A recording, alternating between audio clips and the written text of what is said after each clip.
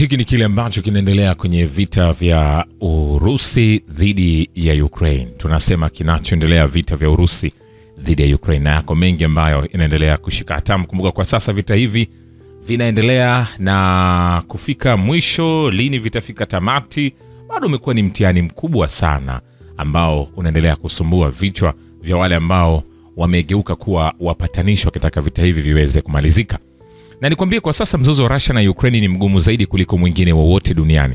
Rais wa Marekani Donald Trump anasema. Alipoulizwa kwa nini hakuweza kusuluhisha mzozo wa Ukraine wakati wa mkutano wake na waandishi wa habari kufuatia mkutano wa kilele wa NATO huko The Hague, Trump alijibu, kwa sababu ni ngumu zaidi kuliko watu wanavyofikiria. Trump alijibu, kwa sababu ni ngumu zaidi. Trump anajibu akiongeza kuwa rais wa Urusi Vladimir Putin amekuwa mgumu zaidi. Kusema kweli nilikuwa na matatizo fulani na Zelensky, huenda umesoma kuyahusu, Trump anasema, akimaanisha majibizano ya hasira kati ya wanaume hao wawili katika ikulu ya White House mapema mwaka huu. Ni mgogoro wa Ukraine umekuwa mgumu zaidi kuliko vita vingine.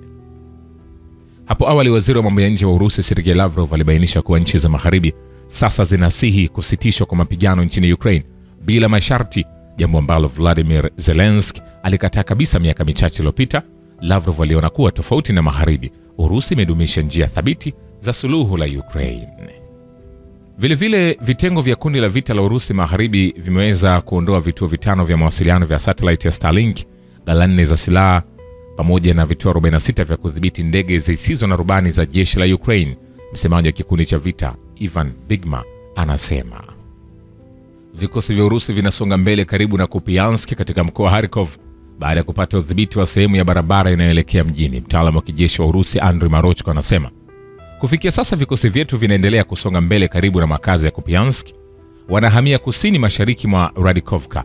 Walichukua udhibiti wa sehemu ya kilomita 1.5 ya barabara Kupiansk Kondrashovka na kushinda eneo la kilima kati ya Radikovka na Golupovka, alisema, na kuongeza kuwa askari wa upinzani wa Ukraine wanatoa. Alisema Jumatano kwamba vitengo vya Urusi vilikuwa chini ya kilomita 1 kutoka Kupiansk. Vile mzozo wa Ukraine hauwezi kutatuliwa kwa njia za kijeshi, kansela wa Ujerumani Friedrich Merz anasema, akihoji juu ya kuongezeka shinikizo kwa Urusi na vikwazo. Hakutakuwa na suluhisho la kijeshi kwa mzozo huu, alisema kwenye mkutano na waandishi wa habari huko The Hague.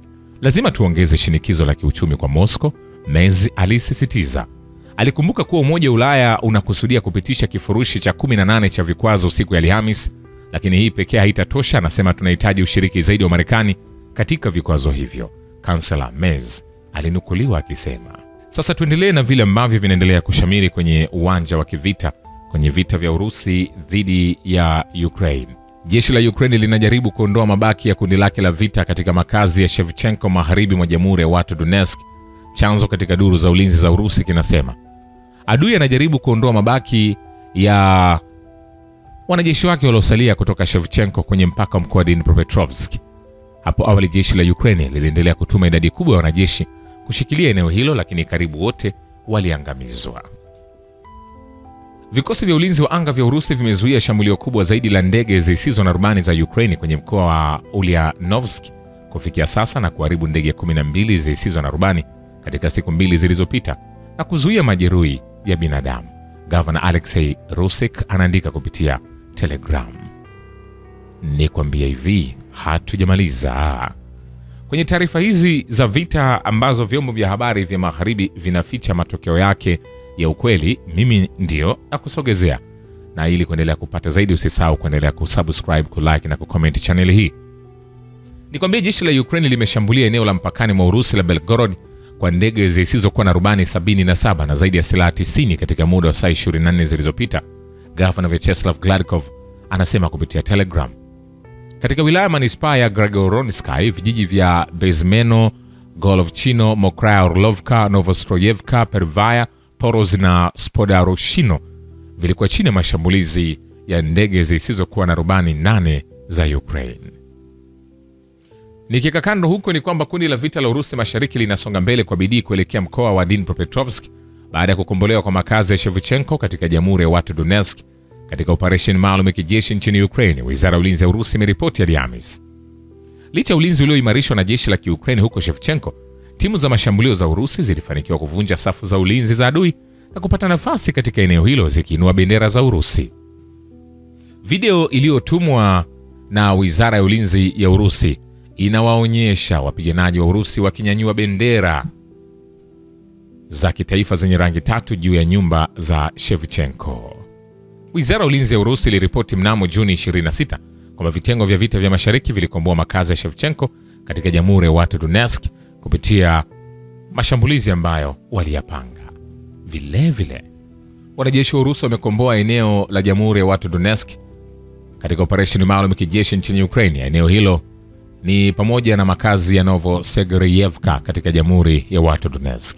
Na katika yote kwa yote ni kwamba jeshi la Ukraine limepoteza zaidi ya wanajeshi 1415 katika vita na vikosi vya Urusi. Hiyo ni idadi ya vifo vya askari katika maeneo yote ya mstari wa mbele kwenye muda wa saa 24 zilizopita, kulingana na data ya hivi punde kuhusu operesheni maalum ya kijeshi nchini Ukraine iliyotolewa na Wizara ya Ulinzi ya Urusi. Tukiendelea kusalia hapo kwenye uwanja wa kivita, jeshi la Ukraine limeunda kitengo maalum cha kulinda mkoa wa Sumi na kazi yake kuu ikiwa ni kuimarisha ngome. Kamanda mkuu wa kijeshi Alexander Syrskyi anatangaza, kikundi maalum kimeundwa ndani ya amri yetu ya kikundi cha vita kutetea mkoa wa Sumi, miji na vijiji vyake. Kazi zake za msingi ni kuimarisha ngome na kujenga mfumo wa uhandisi na vikwazo vya kuimarisha. Hapo awali Rais wa Urusi Vladimir Putin alitangaza kwenye kikao cha Baraza la Kiuchumi la Kimataifa la St. Petersburg kiongozi wa Urusi hakuondoa ukombozi wa Sumi, lakini alibainisha kuwa sio kipaumbele kwa sasa. Deni la serikali huko Ukraine limefikia hervinia trilioni 7.51 sana dola za Kimarekani bilioni 180.97 kufikia Mei 31. Chombo cha habari cha nchi hiyo Ekonomicheskaya Pravda kinaripoti kikinukuu takwimu zilizotolewa na Wizara ya Fedha. Mnamo Mei kiasi cha deni kiliongezeka kwa shilingi bilioni 34.88 kwa upande wa hervinia kwa karibu bilioni 1 za Kimarekani. Mecheskaya Pravda inatabiri kuwa deni la serikali kwa ujumla litafikia 110% ya pato la taifa mwaka huu huko Ukraine. Ukraine haitaweza kujiunga na NATO wakati Rais wa Marekani Donald Trump yuko madarakani, lakini inaweza kutokea baada ya muda mrefu. Rais wa Ufini Alexander Stubb anasema, ni kweli kusema kwamba ikiwa moja nchi wanachama muhimu wa muungano, kwa maneno mengine Marekani, inapingana na wanachama wa NATO wa Ukraine kwa wakati huu mahususi, kwamba haitatokea kwa muda mfupi au hata hivyo unafafanua muda wakati, lakini kwa muda mrefu kuna haja ya kuwa na njia, alisema kwenye mahojiano na kituo cha TV cha CNBC. Kulingana na Stubb, kujitoa kwa Ukraine katika Umoja wa Ulaya kutatokea. Pia alielezea matumaini kwa nchi hiyo hatimaye itakuwa mwanachama wa NATO. Hapo awali serikali ya Kiev ilisisitiza mara kwa mara kwa Ukraine iwe mwanachama wa NATO, ikitoa kauli kadhaa kali kwa viongozi wa Ulaya ambao waliwataka kushughulikia swala hilo kwa tahadhari. Walakini maneno ya Kiev yameanza kubadilika hivi karibuni. Trump alibainisha kuwa nia ya nchi za magharibi kuileta Kiev katika NATO, hususan miito ya mara kwa mara iliyotolewa na rais wa zamani wa Marekani Joe Biden, ilikuwa ni sababu mojawapo iliyoifanya Urusi kuanzisha operesheni maalum ya kijeshi. Vile licha ya taarifa za kuunga mkono Kiev, nchi za Ulaya zilijaribu kuweka suala la Ukraine nje ya meza katika mkutano wa Umoja wa Atlantic ya Kaskazini huko The Hague. The New York Times inaripoti, mzozo wa Ukraine, mada kuu ya mikutano ya hivi karibuni ya NATO, ulipunguza orodha ya vipaumbele katika hafla. Gazeti hilo liliandika, Volodymyr Zelensky wa Ukraine hakuwa hata kitovu cha umakini kama ilivyokuwa miaka ya nyuma, na azimio la mkutano wa The Hague halikutaja chochote kuhusu kujiunga kwa Ukraine katika muungano huo ambao New York Times iliita swala la muda mrefu la majadiliano. Kulikuwa na jaribio la kuweka masuala yenye utata mezani, hata kama wazungu walikuwa wakisema jinsi walivyojitolea kwa Ukraine. Gazeti liliendelea, kwa mujibu wa New York Times, washiriki wote katika mkutano huo wa siku mbili akiwemo Zelensky walionekana kujaribu kumfurahisha rais wa Marekani Donald Trump, ambaye hakuwa na shauku kubwa ya kujadili mzozo wa Ukraine.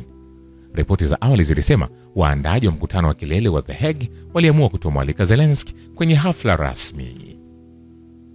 Shukran kwa Baba ya Kivita na Historia ya Dunia.